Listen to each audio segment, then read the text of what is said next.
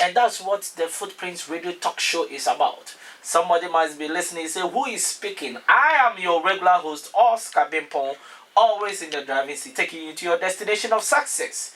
It's been a wonderful Thursday, and trust me, I'm going to end my day with what I love doing. What do you love doing?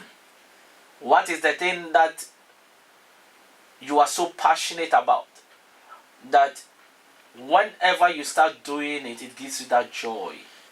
Sometimes you don't even want to stop. If you haven't found yours, then I want to encourage you that this is the program for you. This is the program that will take you from where you are to where you want to be in life. This is the program that is going to walk with you in that storm, in that business storm, in that challenges in life for you to achieve your goals. You can't afford to really be missing this show. If you are listening to me at this time, I would like you to call a friend, text a friend, send them the link for them to listen to this program. Because we are doing what people are paying for. The information that we give you on radio for free, you need to pay for it in seminars, in conferences, before you get those information. You can't go for a training on competitive advantage and it will be for free. You need to pay, and we are doing this for you. So don't keep the information to yourself. Call a friend to call a friend, and let's make this happen. Because this is one of the best shows in London. Because there's not a lot of places that you can have so much happening in terms of business, your personal and career development, and entrepreneurship, all in one fold. Yes. So what are we here for? It's all about the Footprints Radio Talk Show. And what do we say? It's time for paradigm shift in your life. Now, this program is being sponsored by Train to Inspire Consultancy. Train to Inspire Consultancy says inspiring our generation through training and development. And in terms of your small and medium enterprises, if you want your staff to develop, if you want your staff to really understand what it's all about in terms of the culture of your business, in terms of their training needs, then what you need to call upon is Train to Inspire Consultancy. You can visit their website, www.traintoinspireconsultancy.com, and the 2 is as in number. It's also sponsored by S4L Consult. That is your security company in Ghana, managed in the UK as well. And S4L says, if you see something, say something. Don't just walk away. And they provide all your security needs. You can also visit their website, www.s4lconsult.com.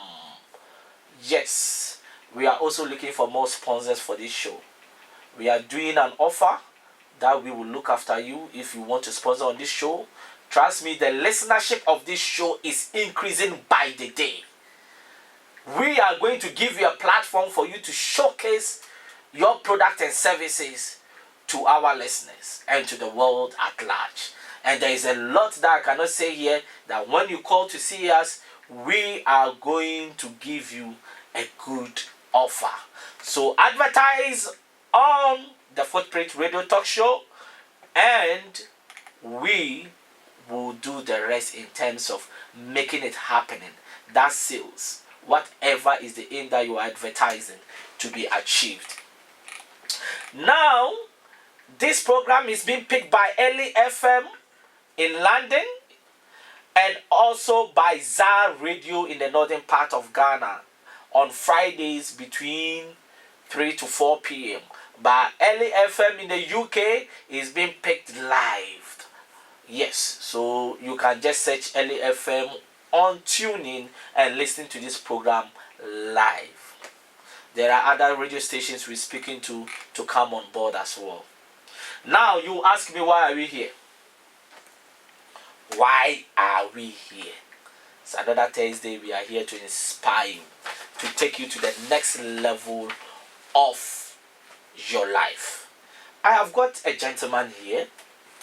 I've known him for so many years. We've worked together on so many projects.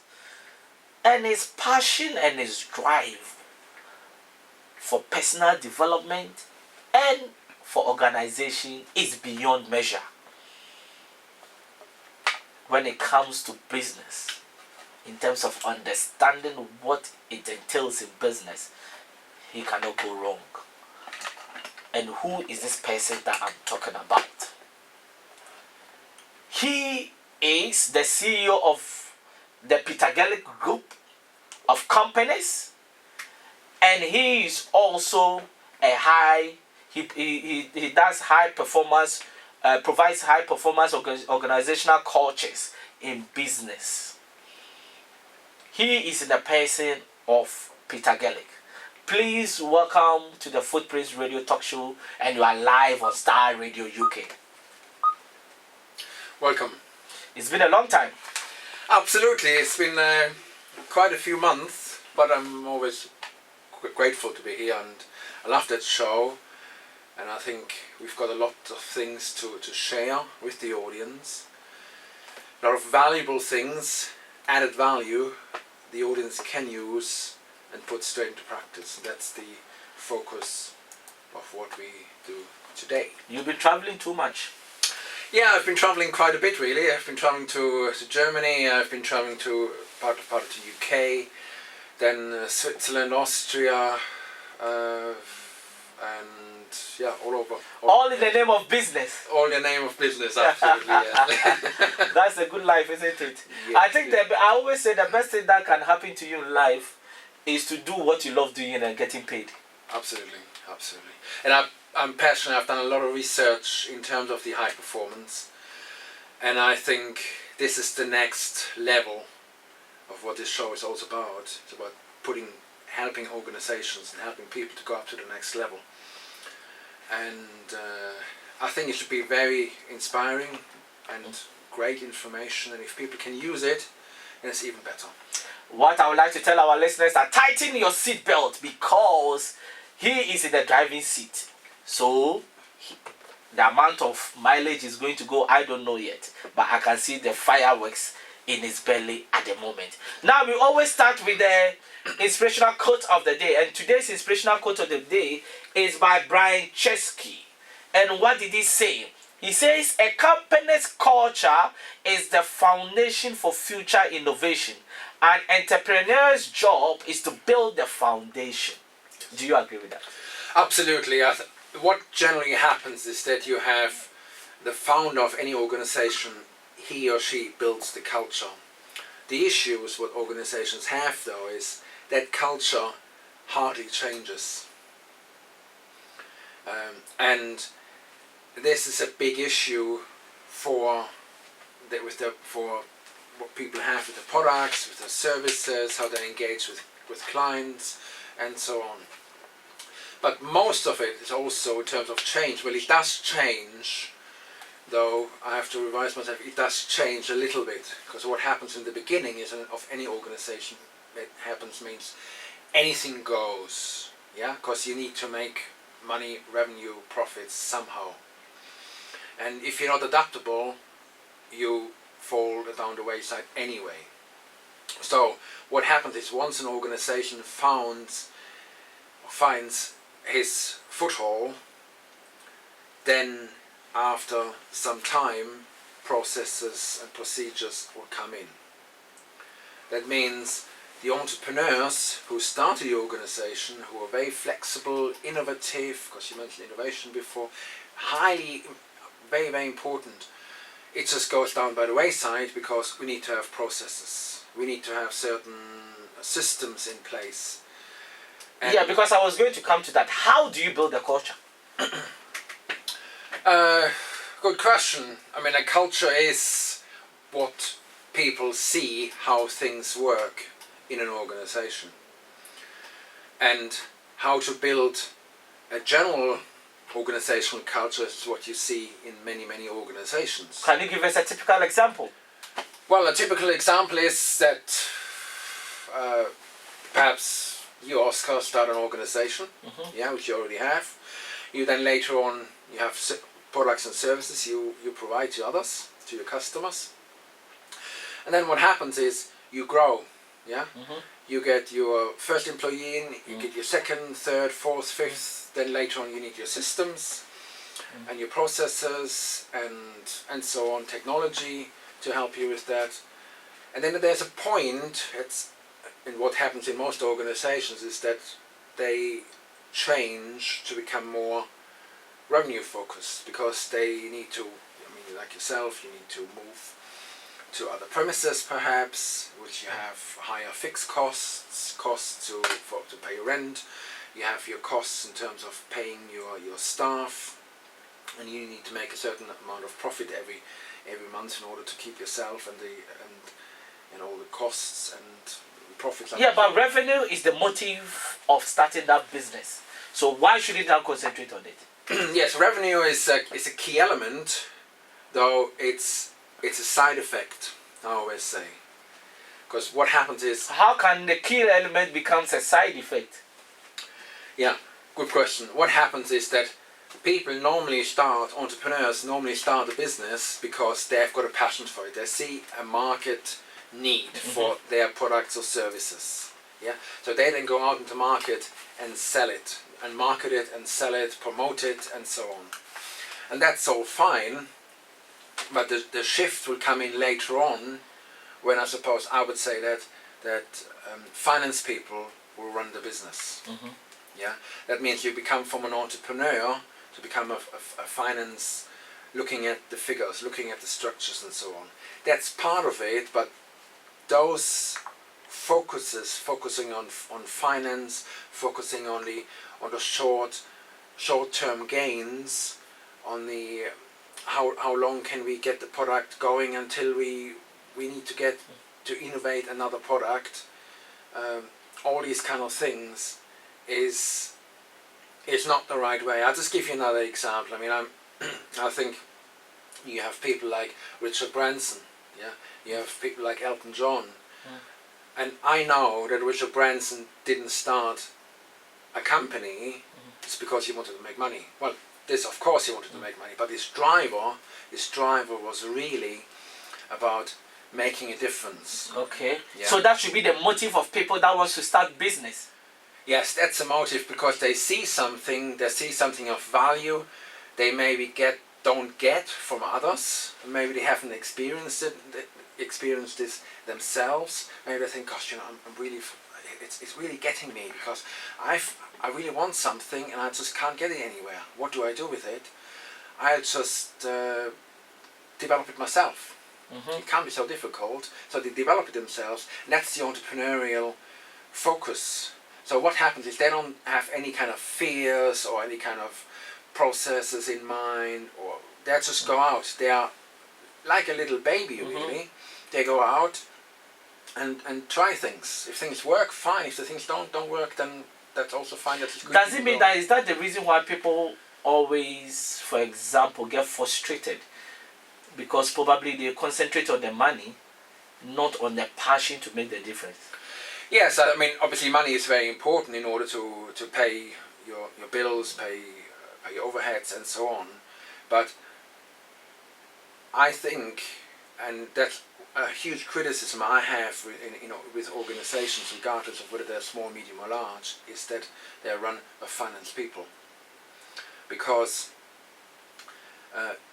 finance ruins organizations, and you've seen that. I've seen that many times in different organizations, again, small, medium and large enterprises, that companies just fall down the wayside. There's company, you look at Boots. I've recently heard something that Boots haven't been doing so well over the last month. So what have they done? They have got a new chief executive on board. What does a chief executive do? Obviously, the target for her is to make sure that the revenue is going up, profits is going up. It's a very cash-rich organization. So what happens is that the whip will come in. The whip means certain cuts will be done. Certain employees will be say goodbye. That's all fine, and they're focusing more on the minor things, of just seeing where you can save a couple of pennies there and then. And to me, that's a very short-term thinking. Of course, unfortunately, we are in this world nowadays where everyone thinks short-term, because chief executives, managing directors, they all get their bonuses. They get a fixed salary, but they also get a bonus, and the bonus is short-term. Is short-term, but it's, for example, you get a salary of like £80,000. That's okay money, yeah. But the bonus sometimes is £1 million or £1.5 million. This is what people really focus on, because they have a certain focus to do, a certain task to do. Therefore, they focus on getting the money, getting the revenue, making sure that the company is going up and up and up. For short term, they don't think medium or long term. Yeah, but because, for example, now when you look at in football, for example, and even in corporate institutions, if you don't deliver as a CEO, you are out. If you're a football manager, you don't deliver. So when they come with the mindset for the short term to deliver. Yes. And I think this is what happens. Does this affect the culture of the company? Of course it does. Of course it does. I mean, just going back to Boots, I mean, I'm hoping that this will never happen, yeah. But I mean, I've seen it in other organizations. I really hope that Boots will continue and will grow, yeah. But what happens is that if the organization isn't led by the right people, and that means putting a lot of entrepreneurship in there, you're putting innovation in there, you're having the right leadership and so on, and the right products and services, you listen to your customers, it's all key things, then you can ruin the brand. You see, in this instance, right, the culture of the company, right? How can I identify that this is the culture of a certain company? A culture is defined as how things are done around here. This is the culture of an organization, and that's. Is it feasible for you to see straight away when I enter into a company that this is their culture? You see a lot when you enter into a company. You see how people are, how people react, whether they're reactive or proactive, whether they've got an open office, whether they've got a closed office, how they interact with their customers. So there's a lot of factors when it comes to when we talk about culture. Yes, it gives you, I would say, anyone, I mean, to give you some research, it takes you 150 milliseconds, you wouldn't believe, but 150 milliseconds to make a decision on someone. That's very unconscious. So if you're meeting someone on the street, or if you're greeting a customer, unconsciously, in 150 milliseconds, you make up your mind whether you like the person or not. It's totally unconscious. 150 seconds, right? 150 milliseconds. Milliseconds. Okay. Very, very short. And it's the same thing happens in organizations. When you enter as a supplier, as a customer, an organization, you get a feel of how you're treated. Yeah? Whether you are treated sincerely or not, whether you're greeted by handshake, whether you offer a seat, whether what kind of smell is in the office, how people interact with each other, what a product is like, and so on. You get a good understanding, and you make up unconsciously. You make up your mind. Can there be a stereotyping? Can there be a stereotyping? Because we from the Africa Caribbean market, I can see for many of us in terms of businesses, customer service is very poor, right? Yeah. Now, if I move from one restaurant to another, and it's the same company with the you're not even the same company, but from the same cultural background of Africa Caribbean, can it ring in my mind that the customer service will be poor? I think that's a great example, Oscar, what you just said about restaurants and customer service. Because I've been to a restaurant whereby you get staff, yeah, They say, okay, how many seats? 2 seats. Here we are. Here's your menu. What would you like? It's kind of very standardized, everything. Yeah. And I mean, I've been to a bakery about 2 weeks ago, up in Germany, and the lady said, "Oh, what would you like?" And I said, "I have a couple of rolls, I have a bread." She said, "Okay, that's fine, that's great. That's €3.55." I gave her the money, and she gave me the change. And you know what she said? She said, "Thank you for coming to our shop. Thank you. We really appreciate your customer." So the next time you go, will you expect that again, isn't it? Well, it makes me first impression. Yes. And that first impression, obviously I can still remember that. Yes. And I will go back to her, to that shop, because I was treated differently to most other shops. So it can be a culture that this particular company, their customer service is second to none in terms of, for example, even the way they greet you when you enter the shop is different, isn't it? Absolutely, absolutely. I mean, it's the same like when you go to. I mean, I've been some years ago. I've been to Selfridges, yeah. It's well-known store, and I was asking for a pullover for a friend. So I wanted a blue size X, and the lady said, "Yeah, it's over there on the right hand side, second level up." Confusing. So I walked there, I couldn't see it. I went back to the lady and said, "Excuse me, can you please show me? I'm in a rush, I need to go to another meeting soon." And she was like, okay, I'll do that.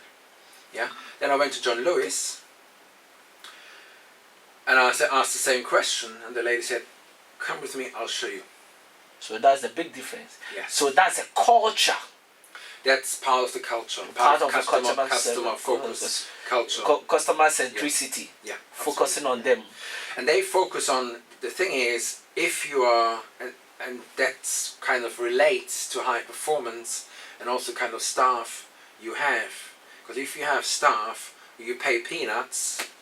I mean, you can be lucky, but if you don't invest in training, if you don't invest in communication, if you don't invest making sure that your staff knows how they have to say and what they have to say on a regular basis, then...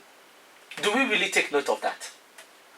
Do CEOs and the board of directors, do they really teach people that, listen, it's even appropriate? We know you have to greet the customer, but do we really instill in them that this is how things might be different? I remember I used to work in Morrison's back in the days, and there was this lady that always stood in front of the shop.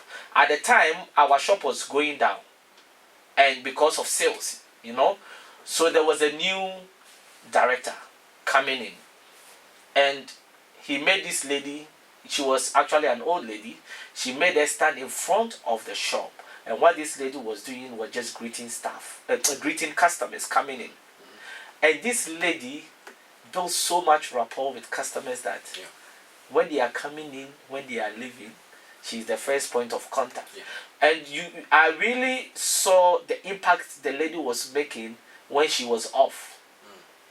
I can say about 5 out of 10 customers were asking me, where is she? Right. There you are. So that is a cultural practice that was instituted, but it was working. Right? Now, building the culture, right? A new director coming in, right?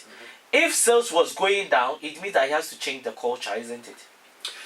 Yes, yes and no. Well, what generally happens is that a new chief executive will come in. He or she is very focused on mainly revenues, cutting costs wherever he or she can, which I personally think any idiot can do that. Any idiot. You don't need an education. You don't need to think. No, you don't need to think. Anything, okay, here we've got John, Harry and Sarah. They're too expensive. have been in the organization for a long time. Okay, they know all the stock, they know customers. That's all fine, but they're too expensive. Let's just cut costs. Yeah, and then for example, on a 300 employee staff company, they can go down to 150 because they can just about manage. And what they then do, if they need staff on certain parts, for example during Christmas, during Easter period, for example, when lots of people come through, then they get people from agencies where they have to pay peanuts, minimum wage, plus maybe £1 or £2 extra for the agency, which is fine because afterwards, after that high season sale, the people will just go back. Yeah. But those people are not part of the culture. Those people that just do a job because that's what they are going to. So they can still affect that cultural practice that you want to establish. Absolutely. Wow. Yeah. So it's about the impression of what you give every time a customer calls. So I'm thinking of if every organization has to focus on revenue and profits, that's absolutely fine, and I would do the same. Yeah. But if you're passionate about your customers, if you're passionate about your value of what you can give to your customers and your organization and inside your organization to your staff and to your other stakeholders, whoever is involved, if you add value to everyone, then you're growing. Yeah? That means today I'm greeting you with hi, nice to see you, what would you like? Tomorrow I'm saying to you, okay, hi Oscar, nice to see you. Yeah? Next time I'll say to you, hi Oscar, great to see you, how was your weekend? And you purchase something, and I say, like the lady in the bakery, thank you very much for coming along. Does it cost me anything? No. But it's the internal attitude of what's important to have, and that's what you show. Because every time you're on show, every time it's like body language. You cannot. There's a saying in NLP, neuro-linguistic programming. You cannot not communicate. You always communicate. Yeah.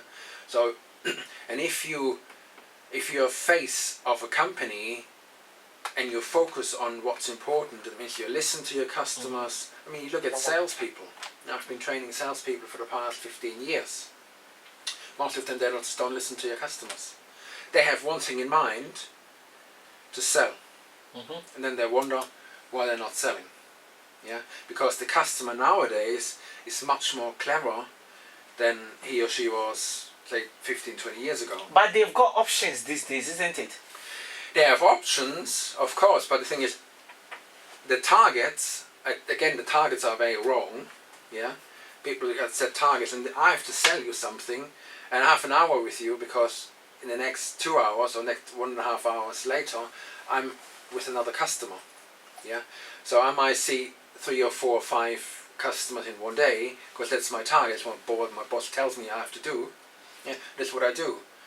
Do I care about the impact I have? No, because I only care about whether I can sell you something and how much money I can make, that I hit my target. It's all about me. My target, my revenue, it's not about you. So if we switch that over to you, I want to help you to achieve your target.